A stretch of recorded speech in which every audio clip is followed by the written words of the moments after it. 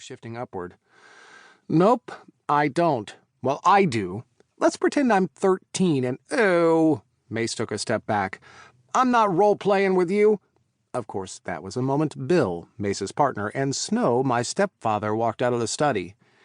Shit, I sighed, all energy leaving my body. Where was Rush? I needed him home. He had a way of shutting Mace up. What in the ever-loving wrongness did we walk into? Snow's piercing blue eyes pinned Mace in place. Don't think I don't know this is all your fault. I'm offended. Mace pressed his palm to his chest and walked over to Bill. Sweetheart, do you hear how he speaks to me? Yup. Bill kept walking, and fortunately, Mace followed after him. Yep, that's all you have to say? How dare! Mace's words became distant as they entered the kitchen, and I leaned against one of the pillars by the stairs. I'm not asking what that was all about. Snow pointed in the direction Mace and Bill had gone. Thank you. Dinner should be in an hour. Snow turned toward the grandfather clock in the foyer.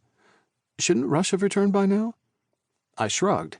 Rush sometimes ran late because he had study group after classes, or he'd stop to get coffee on his way home. Has he texted? Snow arched a brow. Have you? Snow, I huffed. He has like 4 huge guys with guns accompanying him. If something happened, I'm sure— Something happened! Bill came running over to us, phone in hand. Snow shot me a look before his expression became serious. What is it? Rush. He was attacked outside of the university. He's fine. Bill made sure to add that part quickly, but it didn't stop my heart from practically beating out of my chest. Hank's dead. Shot. Del and Gino are on the way back with Rush. Donnie stayed behind to talk to the cops. Call Chris, Snow said to Bill.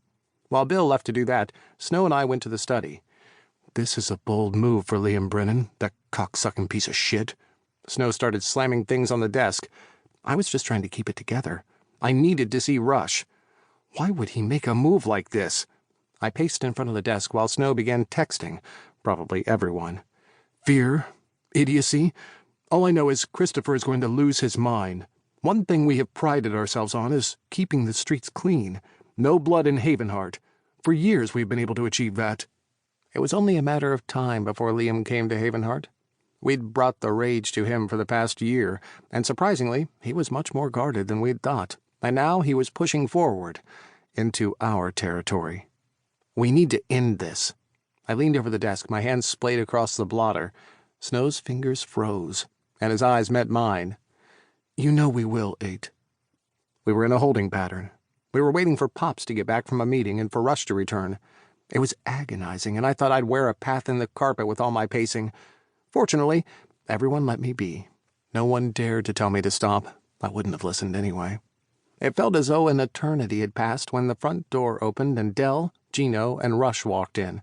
I couldn't tell a soul how the bodyguards looked because my eyes were assessing every inch of Rush. His clothes were rumpled, there was a tear in the knee of his black pants, and his hair was messy. When he turned toward me and I saw a scrape across his cheekbone, I was overtaken by rage. What the fuck happened? I roared, surprising everyone. I was normally in control, the calm, rational one, but seeing Rush any less than put together set me off. How'd this happen? There were 4 of you, for fuck's sake. Simon, listen, Del began, but nothing was going to appease me. No, don't tell me to listen. Sigh. Rush was suddenly in front of me, hands on my arms, and like a gush of water on a fire, I calmed. You asked, he was answering, and you need to chill the fuck out.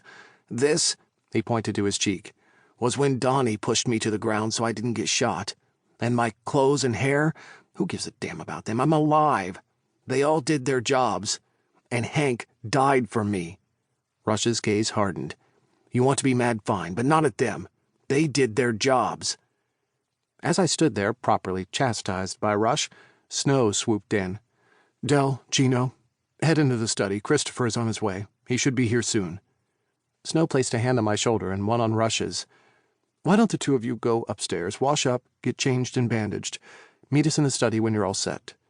His smile was soft, but his eyes were as cold as ice. This will end. Rush sighed and ran up the stairs without a word. He needs you, 8. Snow gripped my hand. When I say you, I mean the man he loves, not that beast you unleashed a moment ago.